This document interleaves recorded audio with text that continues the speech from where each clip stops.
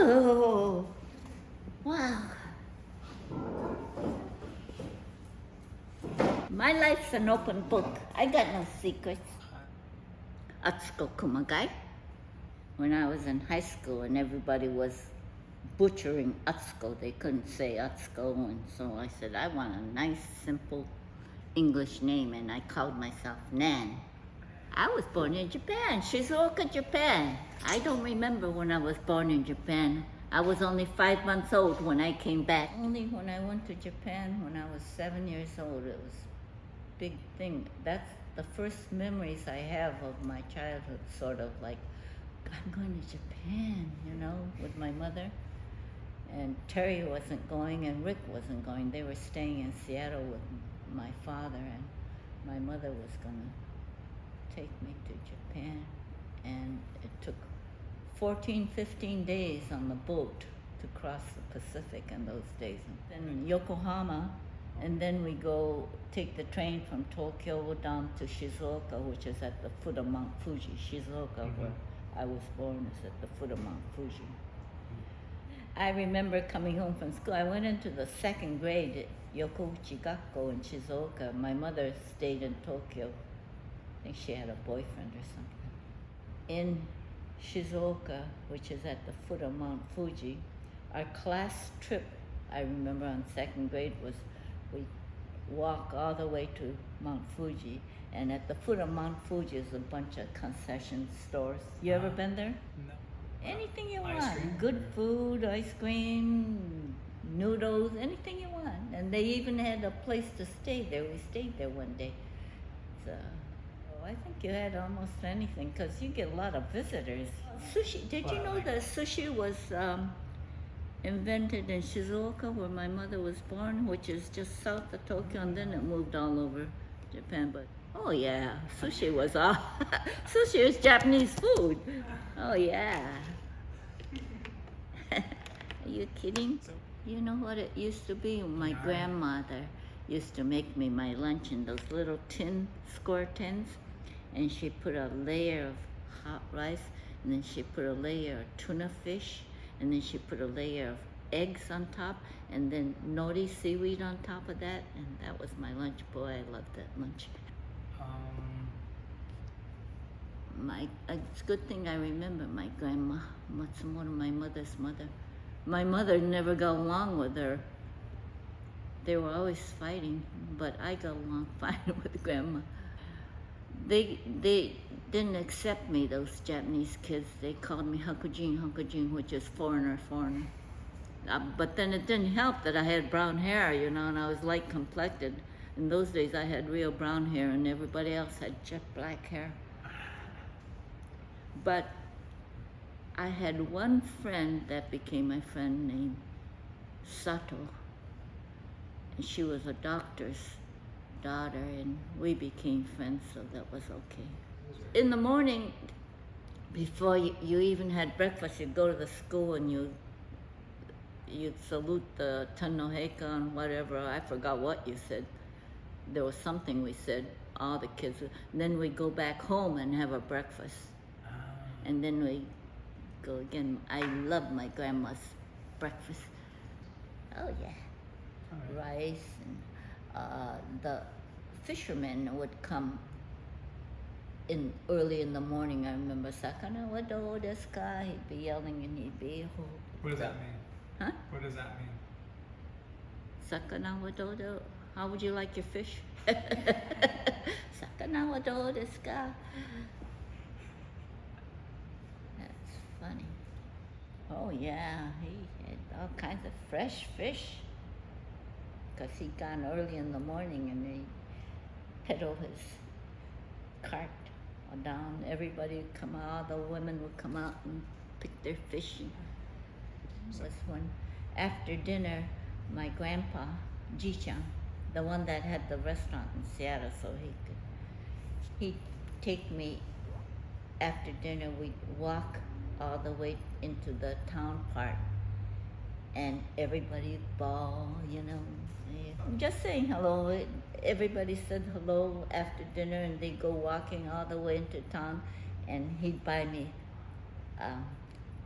He'd buy me the sort of ice thing with little sweet beans in it, you know. Right. I used to like that.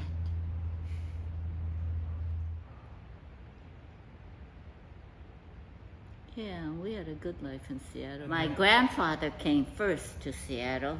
He had a restaurant and a rooming house, Jicha.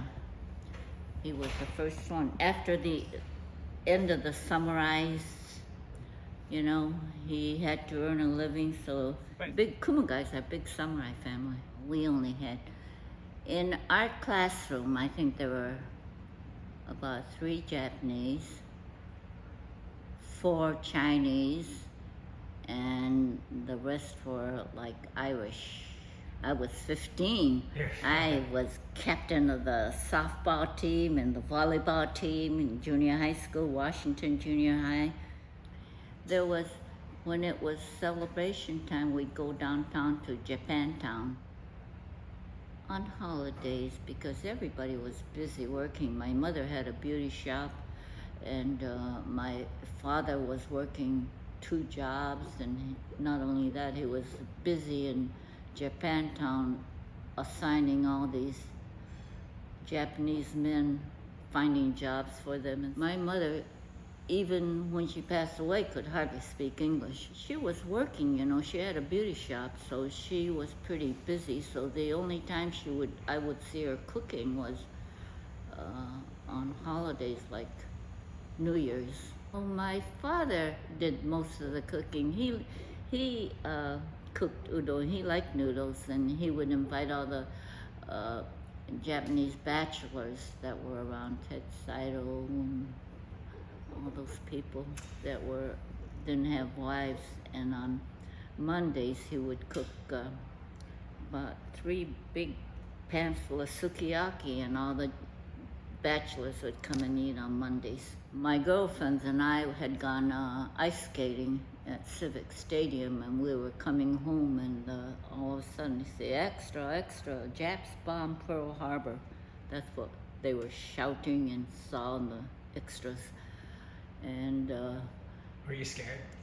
no, I mean, you know, when you're 15 years old and you're with your friends and you're not really scared of anything. I mean, you don't know what's going to transpire. That night, Pearl Harbor night, 3 FBI men came and picked up my dad. And we didn't know where he was for 10 whole days. They had picked up all the people that were prominent Japanese, and yet my dad was the most Americanized of them all because he had gone to junior high, you know, Washington Junior High, because his father had the restaurant there. So no one could understand why Dad was taken, because he was always pro-America, Roosevelt man. And he was the one that taught all the newcomers from Japan the English way, you know, and find them jobs and so forth. They took all the prominent Japanese men, about 15 of them, the most prominent Japanese men from Seattle, to this place, and then they moved them to Montana or someplace, I think. Yeah, we didn't know where. Dad didn't come to camp until we were in camp for a couple of months, and then they let all the Japanese men that were incarcerated free to get back into camp with their family, and that's when my dad came. We couldn't take anything except 1 suitcase apiece, so there wasn't too much. Everybody was. My mother's beauty shop patrons knew about it, and they were trying to help us out and came and bought a lot of our household furnishings. They came. They were very nice and knew we were having to leave our houses, so they came in.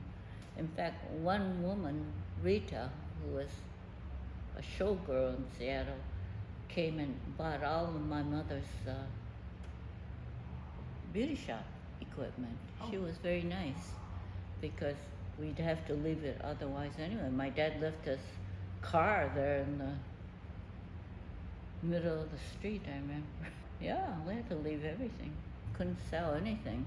The the only ones that helped were my mother's former customers, who were mostly black, came and helped my mother by buying her dryer and her beauty shop equipment and some of our house furniture and stuff. Minidoka. First, we went to Puyallup Assembly Center, and I was 15, and my brother Rick, he wasn't in camp. He was still at the University of Washington. I guess he was able to stay there. Terry was in camp because he had the Mikados of Swing, the band, and promised me that when I was 15, I could try out for the band singing.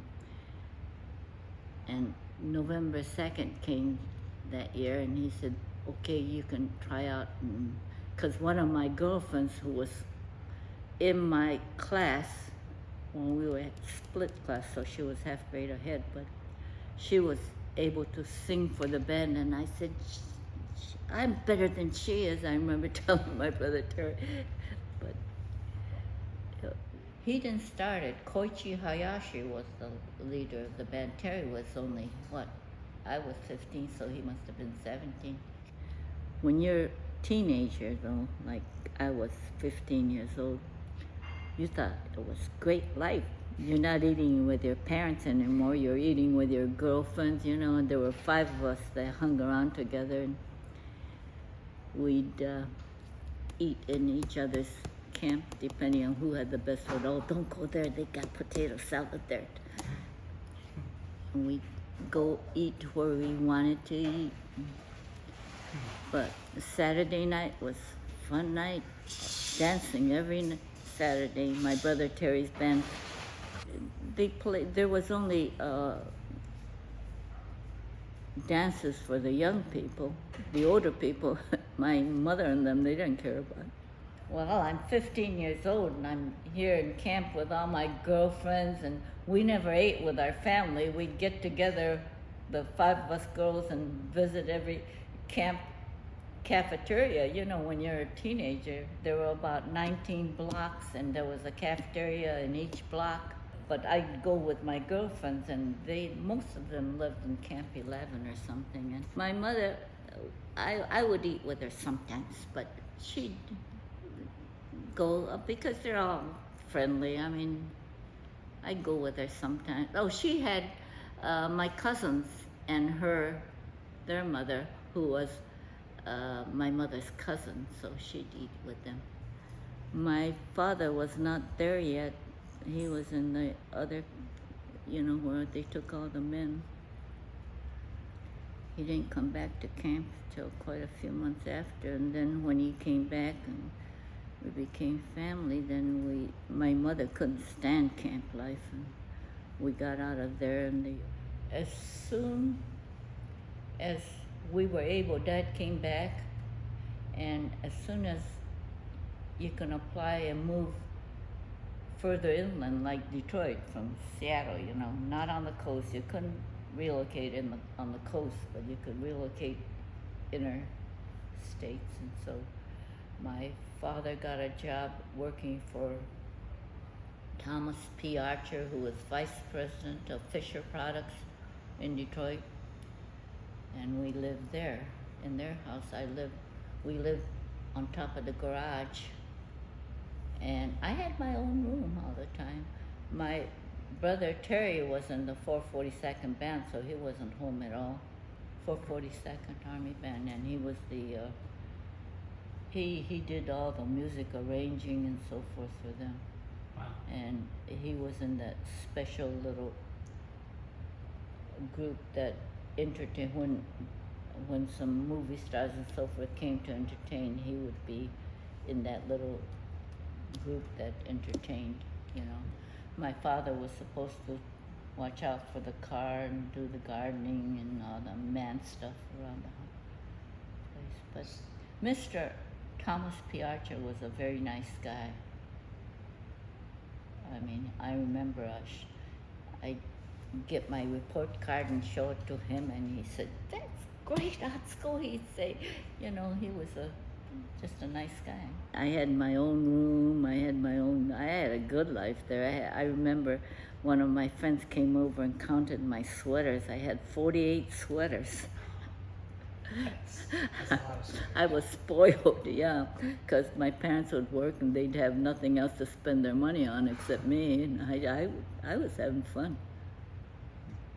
But one night when we left there was because Mrs. Archer was entertaining her friends, and she came and say, not yet. My mother had all the food ready to serve them, and then by the third time Mrs. Archer came back and said, not yet, my mother got mad, threw her apron down, went upstairs and started packing. We couldn't do anything but follow her, you know.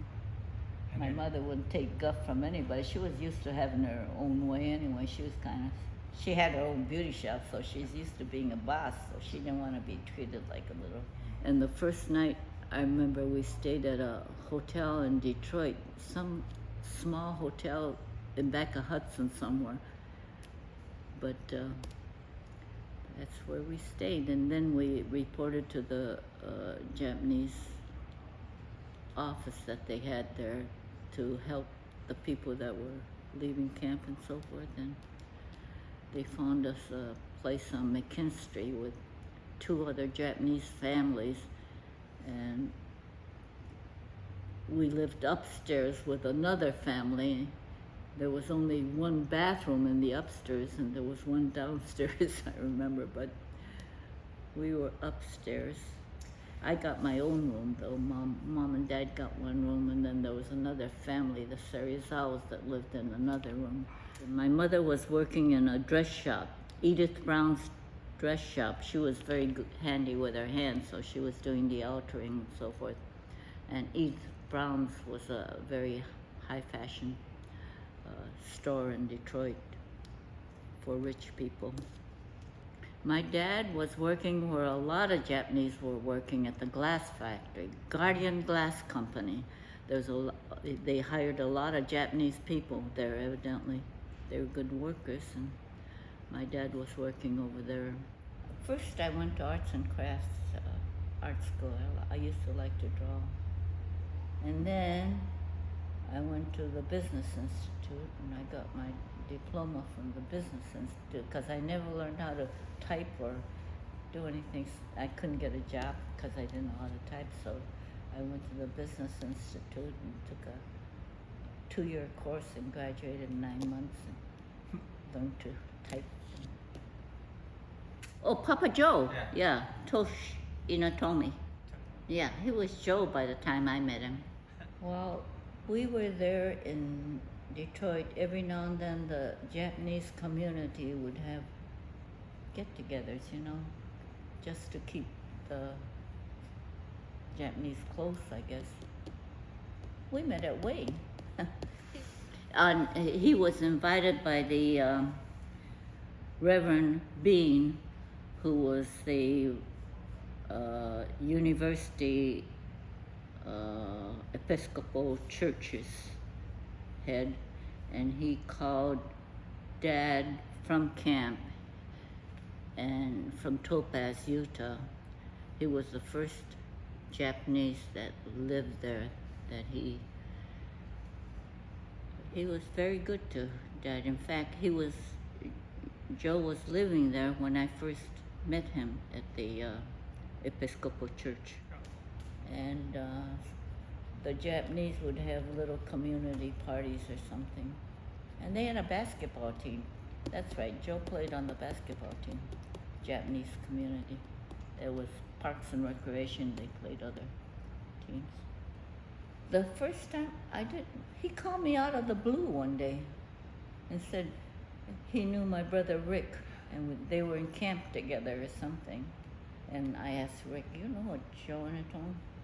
And he says, yeah. I said, what's he like? He said, he's kind of cocky. I don't know what that meant. But anyway, the Japanese community would have basketball teams playing, and we'd go to the games on Sunday, me and my girlfriends. My girlfriends lived in the YWCA, which was about 2 blocks away from our house on McKinstry, I remember. So that's where I met Betsy and some other Japanese girls. Betsy became my maid of honor. Yeah, nobody had cars in those days. The only one that had a car was Hanky, who owned the Chinese restaurant the big Chinese restaurant. What was that one? In Detroit. You don't know any Chinese restaurant? Chin's.